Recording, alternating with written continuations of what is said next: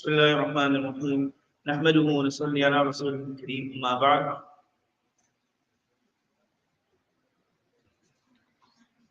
عن عائشة رضي الله تعالى عنها قالت جاء رسول الله صلى الله عليه وسلم ووجوه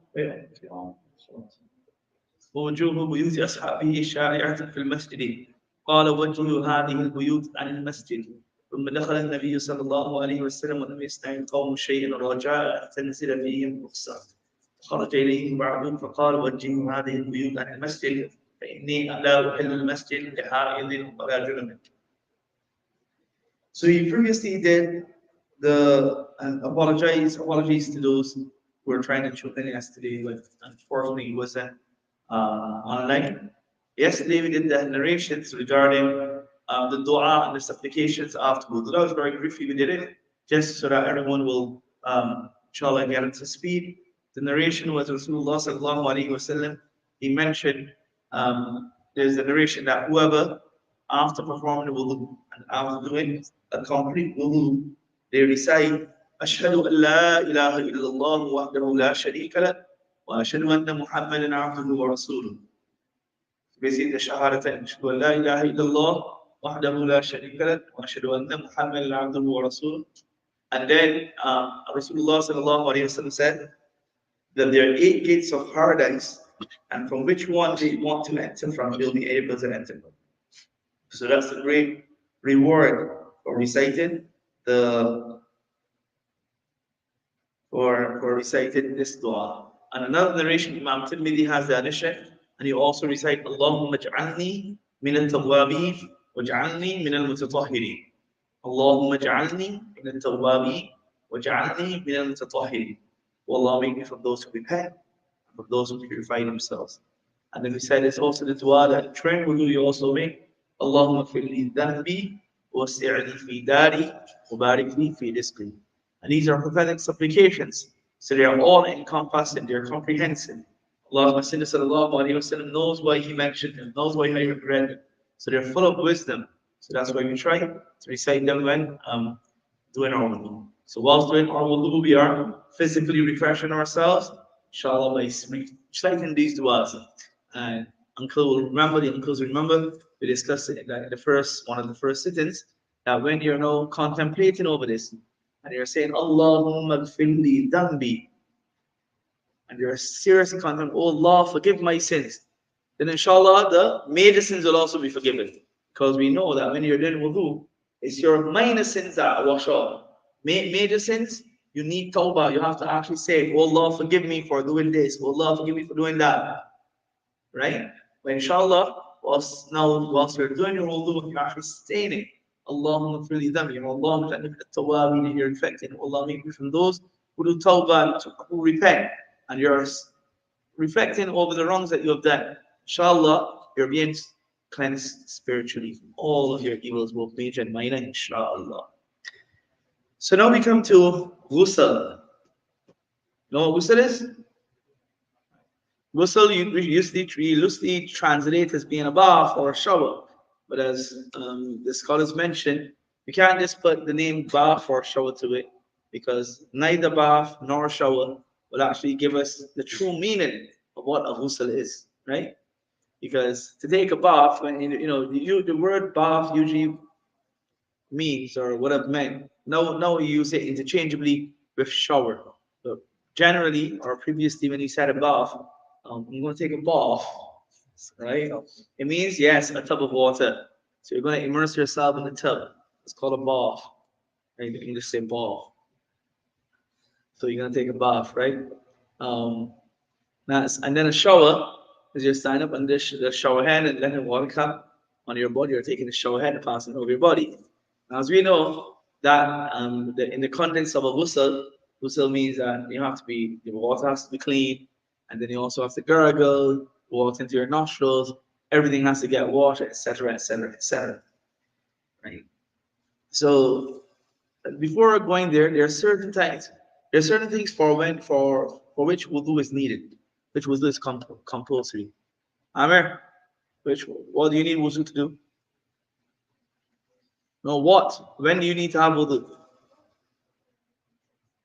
To recite salah, mashallah, very good. Another one? To touch the Quran, mashallah. Excellent with that, excellent. And also to do tawaf and to do sajda tilawat as well, right? And why that's important that he said that? He said to touch the Quran. This is important because it's going to be a difference now between when you need wudu and when you need ghusl, right? We also went through what breaks your wudu, right? We went through that already. Fasting with urine, when stool, blood flowing, going to the mouthful, going to sleep, etc., etc. So now, one is, so when you don't have wudu, you cannot pray your salah, you cannot do tawaf, right? That's why you have to have wudu when you say, relating to the Kaaba, doing tawaf of the Kaaba, and touching the Quran. So if someone doesn't have wudu, they can sit down, Alhamdulillah, Rabbil Alameen, they can read the Quran. Nothing wrong with that. That's a whole different masala. Right. So yeah, all right. Thanks, Uncle. No, Uncle like triggering. So the masala of the phone is that try your best to read with the mushaf. Try your best to read with the physical copy, right? It's more rewarding. It's better, inshallah, right? But if you no problem. If you're reading with the phone, you can read on your phone as well. But remember now, so my screen is there. I should be showing that.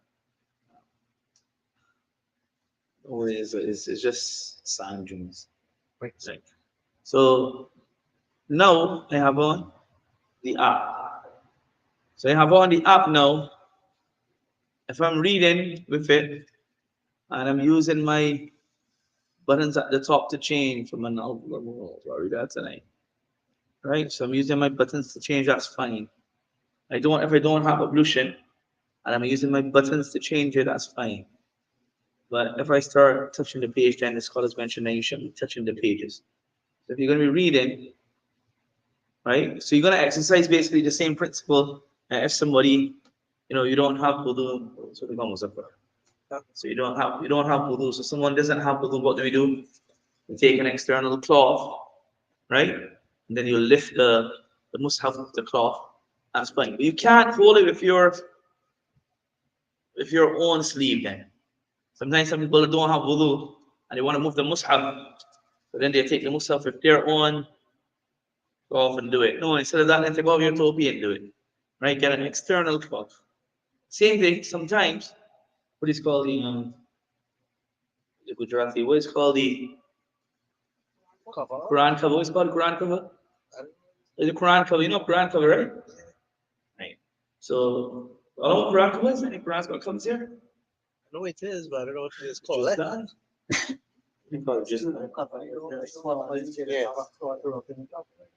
I remember it's called the Quran cover. Gujarati boys, come on. Just done, lady. Okay. So Quran cover. What I'm saying is that sometimes Qurans have a cover on it, right? The cloth cover that's on it. Now, even then, remember that's attached to it, right? Usually you put the Quran in the sides, you still can't touch that with wudu.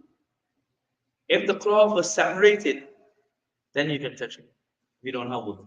But that's what we call lifting purposes.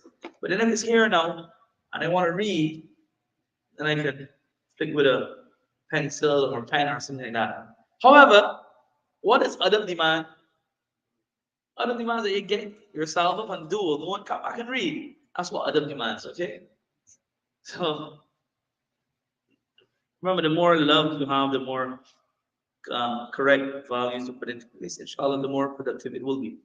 So yeah, that covers the thing, right? So if the screen is on, then you shouldn't be touching the screen. Similarly, if we're going to the bathroom and stuff, then you switch the screen off. Simple. It's off, so it's black. No, turn on. So right. So to touch the Quran, mashallah, right? You need wudu to touch the Quran.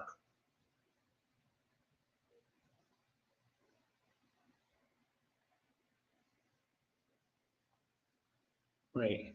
So but now what makes ghusl compulsory now? What makes ghusl compulsory? Quickly, anybody? Quickly, anyone? What makes your ghusl? What means that now you're in the state that you have to perform ghusl? So ghusl is in a state when you're in the state of what you call janaba, the major impurity. So one is Hadithul Asghar, one is Hadithul Akbar. Hadith means basically uncleanliness, right?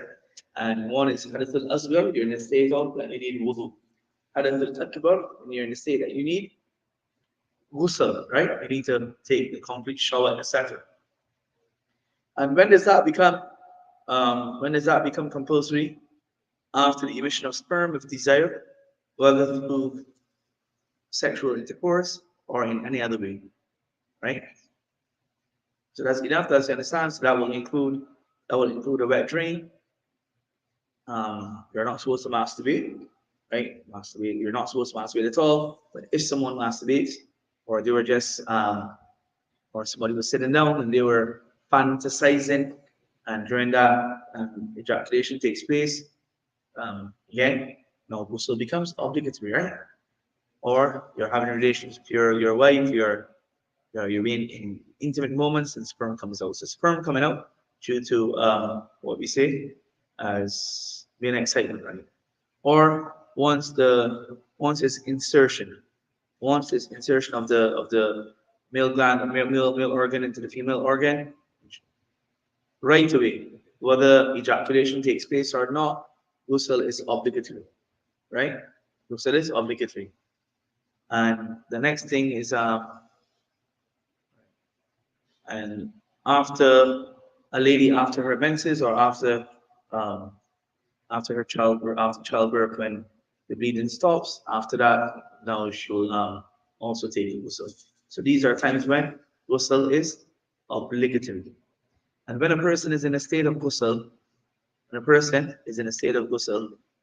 then just like when you're in the state that like just when you have to do wudu, there are certain things you cannot do. When you're in the state that you have to do ghusl, you have to take the compulsory bath. There are certain things that you cannot do. Number one, to offer your salaah, to make ruku, sajda, all those things you can't do, of course, right? That's understandable. Along with that, you cannot enter the masjid. You cannot enter the masjid. That's where we're going to come now to today's narration. You cannot perform tawaf as well. You cannot recite the Quran either. So when you didn't have wudu, you could still recite the Quran. But now that you need to do ghusl, you can't be reciting the Quran either. Understand? That's essential to remember.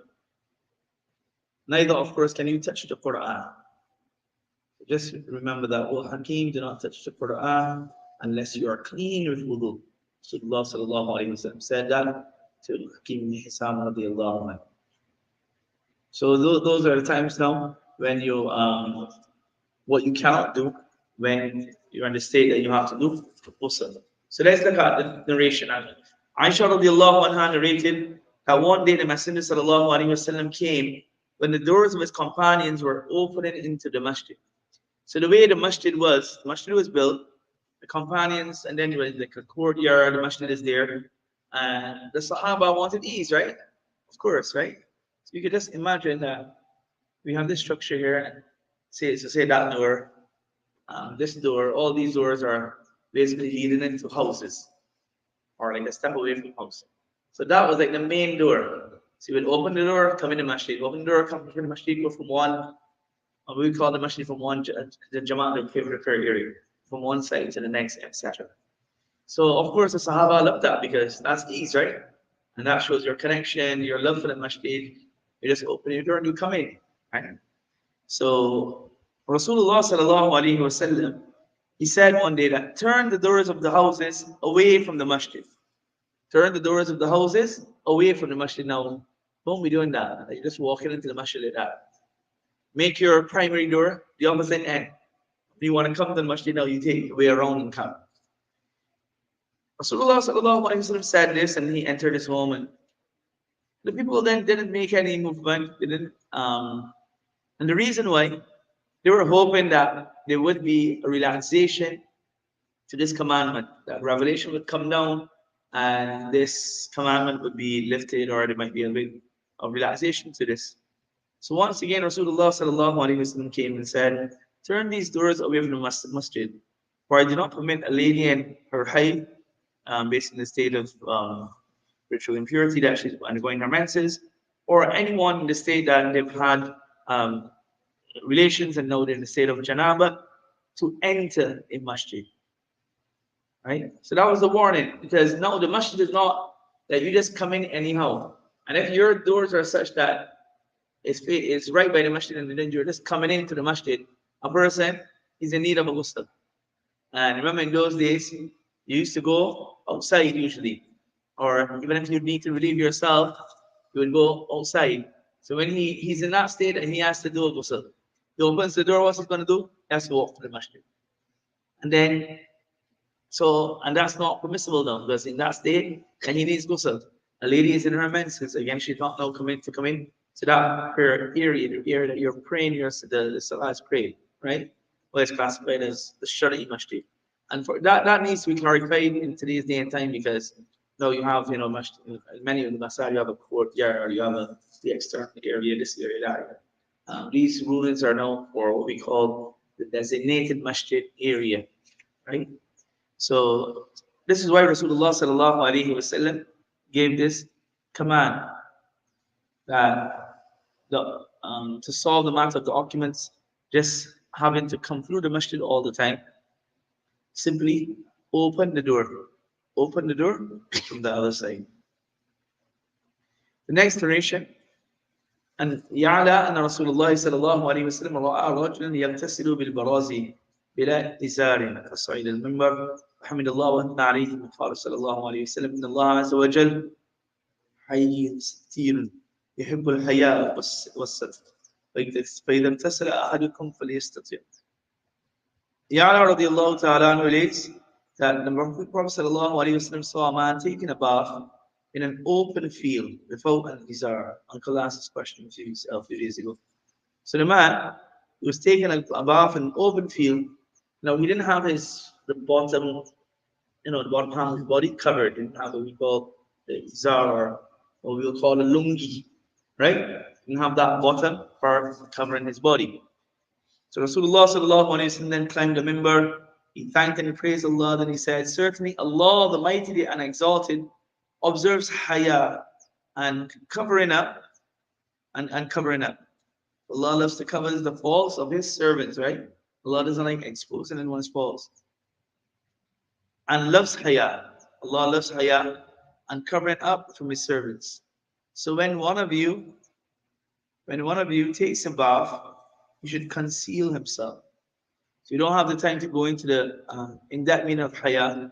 Haya in this context here, haya is basically a distinct moral attribute of Islamic way of life. And one of the meanings of haya is that it implies avoiding nudity. And when nudity is unavoidable, like when you're taking a bath, then avoiding is public display. Avoiding is public display. And you have to take a bath, right? So you're out camping, and you have to take a bath. Well, don't go in front of everyone and bathe. Go in one corner, go somewhere and where no one can see you, and take your shower, right? Or if you still can't, if you're still in the open or where you are, you don't have water, then what did Rasulullah sallallahu alaihi wasallam, what you are supposed to do? And still you cover yourself, you wear something at the bottom at least, and then you take your bath. Remember my brother sent me once, good number of years now, so they were in India, in one masjid in Jamaat. And every masjid doesn't have the amenities and the luxuries that we enjoy here. So in that building, in that masjid, there were no proper shower facilities. So when you wanted a shower, you would go by the wuzu area, there are the drains and stuff there, and there you would take your wuzu. So what you would do then is that you would put on your lungi, right? I don't know what lungi is, right? Smart? Right. You would put on your lungi, and then you would pass the water. When you have to wash now, you wash, right? But using the lungi. So that's why for those that are traveling, always remember to take a lungi. A lungi is very, very beneficial when traveling. You guys would have seen it in practical example in State from Hafiz Muhammad.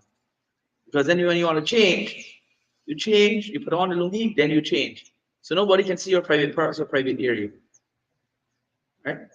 So this is important. Rasulullah sallallahu alaihi wasallam was addressing this pre-Islamic Jahiliyyah concept, and as Khalid Beg writes, which is just like the modern Jahiliyyah of nude public bathing. Because subhanAllah, we've gone back to that. That's why. What about on a private life? Yes, we come to that. I come into that. I didn't forget you. So Rasulullah sallallahu alaihi wasallam is giving that public address on this subject, that when you're out in the public, then you should not be revealing yourself. And that goes to everything. Gentlemen, that goes to everything, not only bathing and when you're taking a ghusl, even when you go to the sea. When you go, whether it's Maracas or Bronx Beach, you have to ensure your satar is covered. So if you're going to just wear on a short pants, and your legs are all exposed and you're,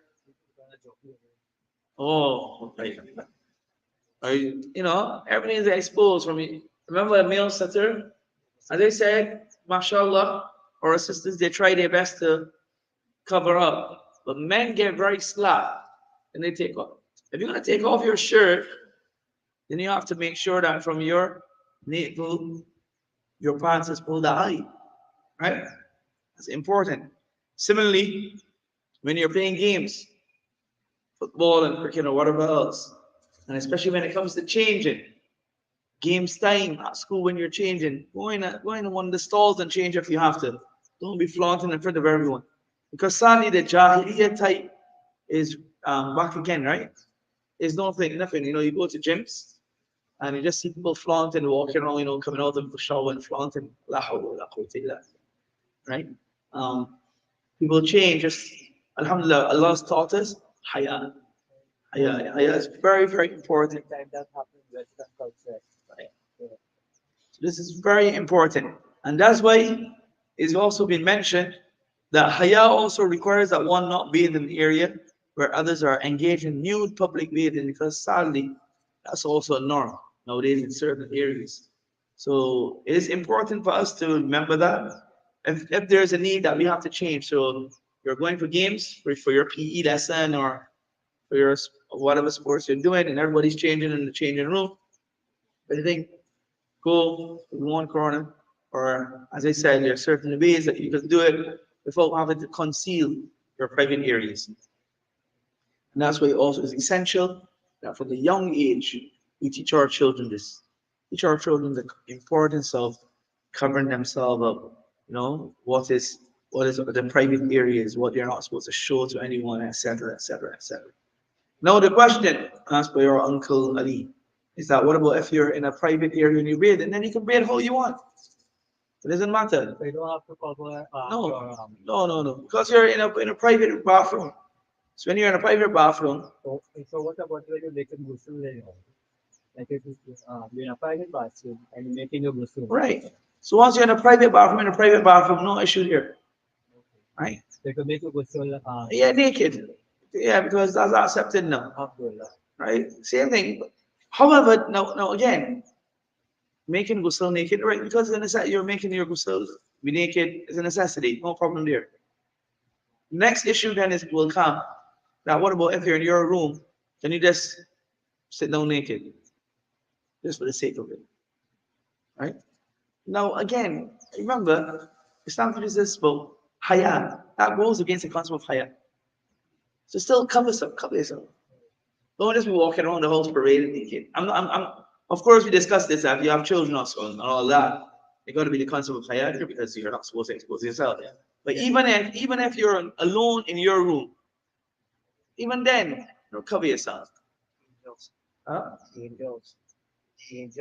Yes, angels, etc. Mashallah. So that's something to remember. When you're bathing and stuff now, you take your shower, you take your ghusl naked. And because you're private, no problem. So, inshallah, now we're going to go tomorrow, inshallah, to the method of performing ghusl, some do's and don'ts. Inshallah,